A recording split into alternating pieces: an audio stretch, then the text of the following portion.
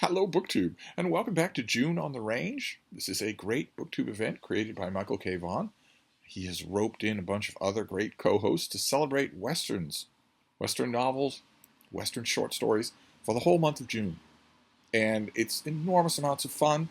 I confess that I let BookTube dictate my reading to at least the extent where, with an event like this, I tend to shy away from reading this sort of thing when I know there's an event coming. I wonder how many of you do the same thing. Sometimes I can't resist. Mysteries, murder mysteries, for instance, I simply can't resist.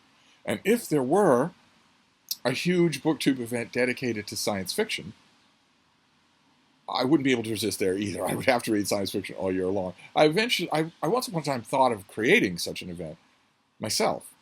I was going to call it Sci-Fi July. And it was just going to be the month of July dedicated to science fiction of any kind. But then two things stopped me. Two very online things stopped me. One was that Stephen E. Andrews, the outlaw bookseller, made his now infamous video, a screed, about don't call it sci-fi. If you call it sci-fi, you're insulting Allah, you are an outsider to the genre, you don't really mean it, no true Scotsman, all that. It's a great video. I love it. But mainly because I love him. I love his channel. I don't usually like prescriptive gatekeeping stuff like that. You can call it anything you want, and you can still love it. And calling it whatever you want doesn't denigrate your love at all. But I thought, now that he's made that video, if I make an event called Sci-Fi July, will he mail me a box of scorpions? I don't know one way or another. That was one thing. And the other thing was, I wasn't sure that it would take off. I wasn't sure that it would be popular. We're surrounded on all sides by BookTube events that people create that end up taking off. They end up being popular. March Mystery Madness is a perfect example of that. Nonfiction November. But also newer events, too. It's not just the old venerable ones. It's newer events. June on the Range has taken off. There's no other way to describe its incredible popularity and reach. Garb August, of course, has taken off and is incredibly popular. I wasn't sure that would happen. I'm a delicate little rhododendron, so I wasn't sure that if it wasn't popular, it wouldn't hurt my feelings. And it's too late now. I think it's too late now. I think we only have a couple of weeks until July. I don't think that's enough time to get people ready for Sci-Fi July, or the risk that it would run of angering the outlaw bookseller. But even if there were such an event, I wouldn't be able to restrict my science fiction reading to just 1 month. Westerns, I can. I largely can. I love them. And I love them more thanks to June on the Range. June on the Range has been the spur that I have needed to really ramp up my Western reading and do a lot of exploring, a lot of reading about Westerns. And the dividing line between those two, the fact that I like them, but I don't like them that much, I don't love them, it led me to accumulate Westerns in the course of the year since last June on the Range without reading them, which I very seldom do. I know I do a lot of book hauls in this channel, but I do a lot of reading as well. I read all the stuff that I haul. I read all the stuff that I get. I might not talk about it all on this channel, but when it comes up, oh my. But sometimes I will lay books aside. And I've been doing that for Westerns whenever I encounter cheap old paperbacks. The paperback that we're talking about today is from 1959. It's this thing, The Third Rider by Barry Cord. I'm assuming that Barry Cord is a pseudonym. I'm assuming that Barry Cord was born sometime in the 20s. I'm assuming that Barry Cord wrote 6,000 novels under 5 different pseudonyms. I haven't looked them up, but I'm assuming every Western writer that I've encountered is like that. There are no individualized writer biographies. Instead, it's just, once you dig into them, it's always the same. They wrote under 5 different pseudonyms for every pulp that would pay them $1 for a story. I'm assuming that's the case here. And I read this last night. I just pulled it at random from the pile of Westerns that I've accumulated all year long. It's one of these just cheap paperbacks. It's in pretty good condition, even after I read it. I'm assuming that its original reader read it, maybe in 1959 or something like that. This was 35 cents? Yes, this was 35 cents just sitting there on a metal spinner rack at a drugstore somewhere. I remember those days. I remember what books were like in those days. You just grabbed them. They were an extra thing that you added to whatever it was that you were buying. They weren't a backbreaking expense, as we went over on last night's Sexy Steve stream. Uh, I pulled this out of the pile because I was a little intrigued. Not by the hideous cover artwork. Why are there riders in the sky? Why are these horsemen floating over the landscape? And also, why is the main horse there undergoing some sort of electro trauma? I, it's a bad cover illustration, but one element of the cover illustration actually intrigued me, which is water, the seaside, which is very rare in a Western novel, at least in my experience so far. It's very rare. And a lot of this does take place in a seaside town called Manaus. But it doesn't start there. It starts at Soso Creek, the town of Soso Creek, Stirrup Ranch, where Mel Rollins returns home after a long time and a hard interval in his life.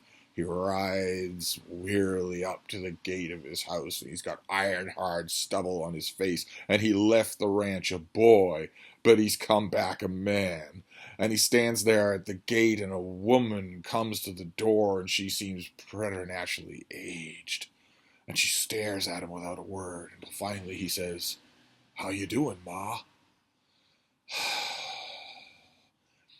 Let me do that again for those of you in the back seats.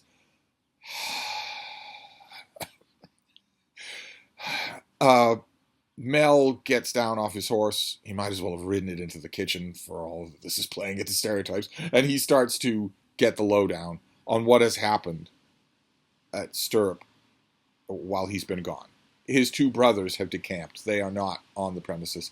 And his sister is married to a lawman. And the law seems to be against him. And there's no explanation. The ranch has gone to bust. And there's no explanation for any of this that he can really get. It seems like a group of armed men led by someone called the Patron, the boss, might be responsible. Mel Rollins doesn't know that. He doesn't know much of anything. But he decides, after smoking a lot, he decides that he will go and see if he can find these men. And that trail eventually takes him to Manaus on the coast, which is described. Anyway, the coast is a place where the ocean meets the shore. That is true. The coast has waves. Sometimes. That is true. The ocean is made of water. That is true. So in the very technical sense of the term, that is described. Mel gets to Manaus, and he has some enchiladas, and he does a whole lot more smoking. And he asks questions of people, and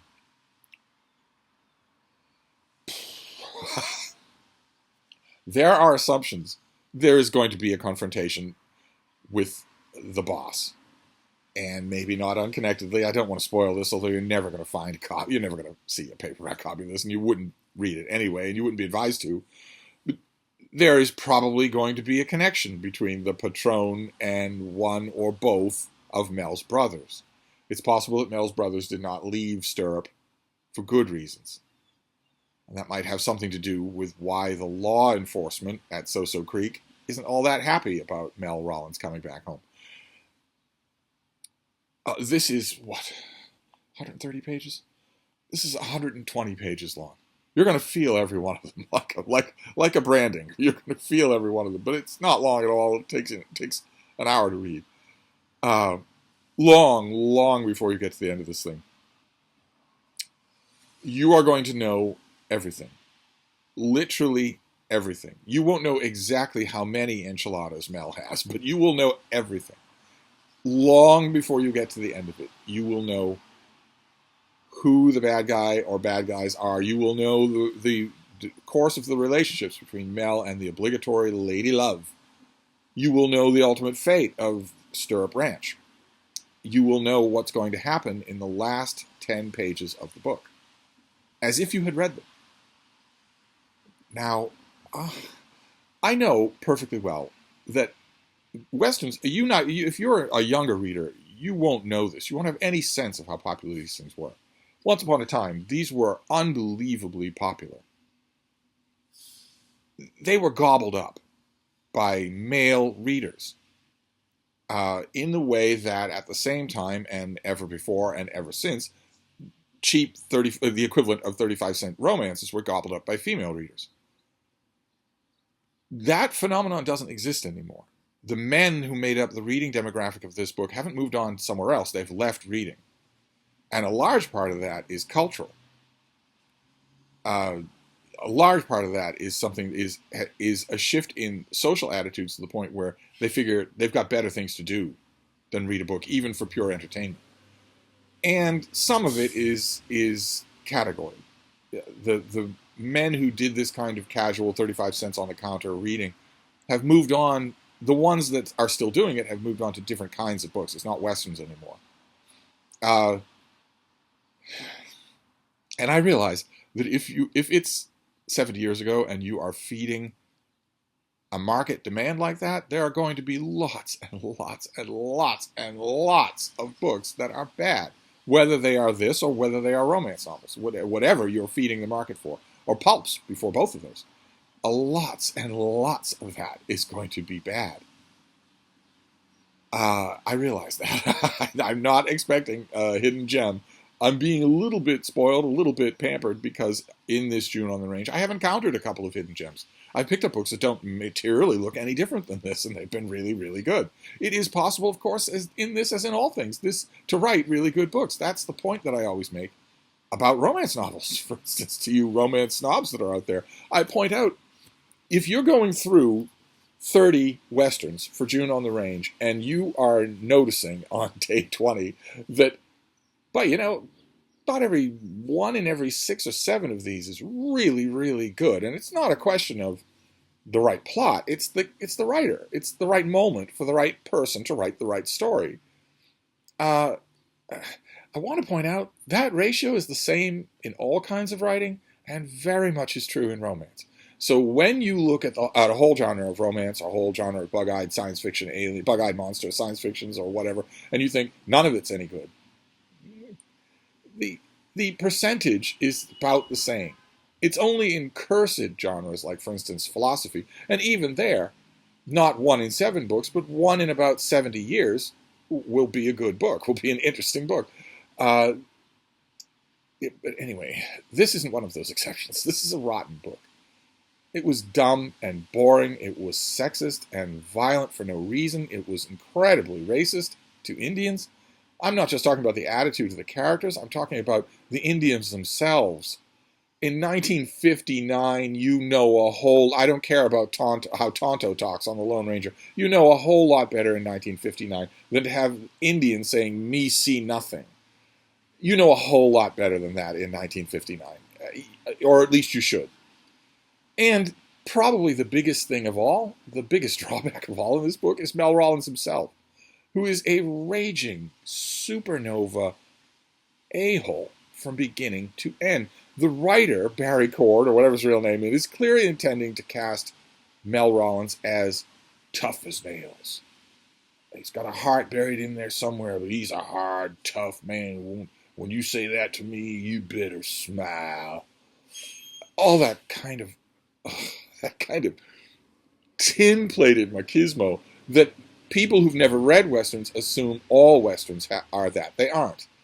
But, oh my God, when they are, they are to a Chernobyl degree, and that was this. At one point, I'm almost at the end of the book, a character says to Mel, "Well, I don't understand why." There's another character who is suddenly gunning for Mel. I don't want to spoil it just in case you don't see it coming. There's another character who is gunning for Mel with inveterate hatred. And one of the characters talking to Mel about it. How anybody can stand to talk to this guy, I have no idea. At one point early in the book, long after he's demonstrated that he's an a-hole to everyone he meets for no reason at all, he's wandering by someone's spread, and they offer him the hayloft for the night. You can sleep in the hayloft. It's fresh, dry hay. You'll get a good night's sleep. It won't bother you. And the person makes that offer to Mel out of the kindness of his heart. And Mel says, "Well, just you be sure I'm a mighty light sleeper, and I'm mighty quick on the draw." In other words, he's threatening the guy who's offering him the hayloft for the night, thinking that it's a trap. Okay, well, it might be a trap, but 10 minutes later, pages of dialogue later, the host repeats the offer. That, well, I realize, sounds like you've had a really rough time of it. Feel free to climb up in the hayloft and spend the night. It's mighty comfortable up there. You've got a window so that you get nice cross breeze in for the night. And even then, after pages of dialogue, Mel still reflexively says, well, I will, but I'm a mighty light sleeper. Yeah, we got it. We get it. You're an a-hole. You can't be grateful for anything. You can never be happy. You can't ever treat anyone as anything worthwhile, no matter how often they prove that to you. Yeah, you're a real tough guy. You're a stereotypical tough guy. All I want when I read characters like this in Western novels, all I want is for the character to pull this kind of crap with one of the greatest Western novel characters of them all, Captain Call of Lonesome Dove, who beats a man nearly to death, and when he climbs down from his killing frenzy, says, I can't abide discourtesy. Well, yeah, so he would beat Mel Rollins almost to death, just for the sake of it. Just for the sake of it. It's the one thing that Call and McCrae have in common. McCrae belts a surly bartender. They don't like this kind of guy. This kind of character is not inevitable in a Western, even in 1959. But when later on in the book, when he gets to that point, the character says, well, why does so-and-so hate you so much? Before Mel could answer, I think I said out loud, who doesn't? Who wouldn't hate this character? So this was a dud. I don't think I paid anything for this, maybe $1, but it was a dud.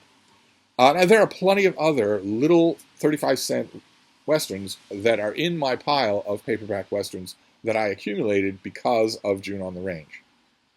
Of course, I'm not blaming June on the Range for this, and I'm not blaming Michael K. Vaughan that this book was bad. And considering that it's Michael K. Vaughan involved, he'll probably be happy to know I'm also not blaming Stan Lee. Somehow or other, I am not going to blame this on Stan. No, this was just a bad book. That's all. It had the potential of being at least marginally interesting because it takes place on the shore, on the seashore, instead of in a dry gulch. But instead, it stunk. And it stunk in a way that was a little bit of a spur to me, because this is 2 books in a row that I pulled from that pile of old paperbacks that I didn't like. I know that's random chance. I didn't examine most of the books in that pile before I just put them in that pile. I put a neat little pile out in the kitchen where I could draw from once June on the Range came around. But I'm going to use this as an indication that I should move over to ebooks for the rest of the month. So I will leave the rest of those paperback Westerns until next June on the Range. I'm not going to read them in between, especially not coming off 2 duds. I'm going to move on to ebooks, to electronic Westerns.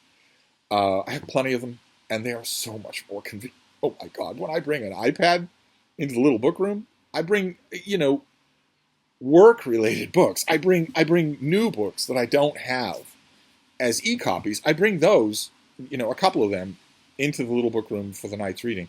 But all the rest of it is on the iPad, including plenty of new books. There are plenty of new books that I have ebooks for. So it's so much easier. It's just so much more convenient. You just have this one thing. You're not fumbling with anything. You're not worried you're going to break the spine of anything. You're not tempted to break the spine of anything.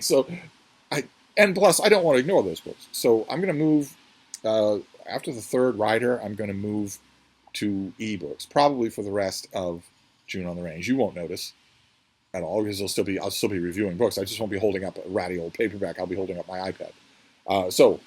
That was my June on the Range for today, the 3rd rider, or as I was calling it by the end of last night, the turd rider. A dud, but they can't all be winners. I will wrap this up, and I will see you next time. Thank you.